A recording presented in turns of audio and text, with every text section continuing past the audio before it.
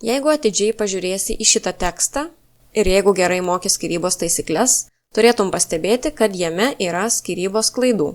Na pavyzdžiui, prieš kablelį tarpo niekada nededame, prieš tašką tarpo niekada nededame, na ir panašiai, čia tų klaidų yra šiek tiek šitame tekste. Yra toksai būdas, kaip tas klaidas labai greitai ištaisyti, tam, kad nereikėtų ieškoti visų tų skyrybos ženklų ir visur keisti, visur taisyti. Tam yra toksai įrankis, kuris vadinasi ieškoti ir keisti.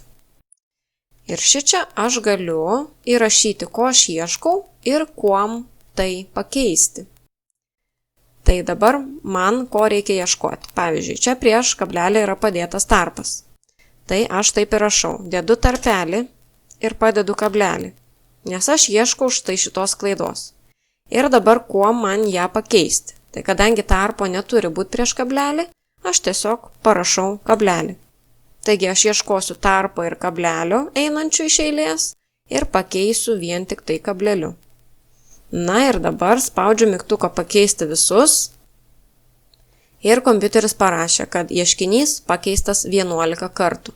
Reiškia, šitame tekste buvo netgi 11 tokių klaidų padaryta, kur eina iš pradžių tarpas, o po to kablelis. Apžiūrėkime. Štai čia buvo klaida, kur kablelis buvo padėtas neteisingai. Ir kitur čia kažkur mačiau, bet dabar viskas, visos šitokio pobūdžio klaidos yra ištaisytos.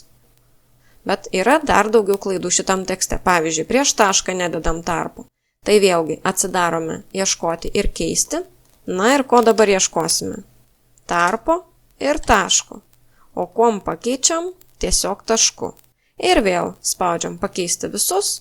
Ir parašyta, kad ieškinys pakeistas 9 kartus. Na čia blogas vertimas, 9 kartų. Tiesiog 9 kartus. Ir visi taškai dabar jau ir kableliai yra parašyti taisyklingai. Jeigu aš dabar skaitydama šitą tekstą raščiau dar vieną kokią nors klaidą, vėl galėčiau nueiti į ieškoti ir keisti ir vėl įvesčiau tokią klaidą, kokią aš pastebėjau ir pabandyčiau pakeisti į tai, ko man reikia. Ir šitaip galima daryti ne vien tik su skyrybos ženklais, bet pavyzdžiui, jeigu aš sužinojau, kad tam tikras žodis rašosi kitaip negu aš galvojau, vadinasi, aš tame žodyje visada dariau tą pačią klaidą, aš galiu laisvai visus tuos žodžius surasti ir akimirksniu juos visus pakeisti.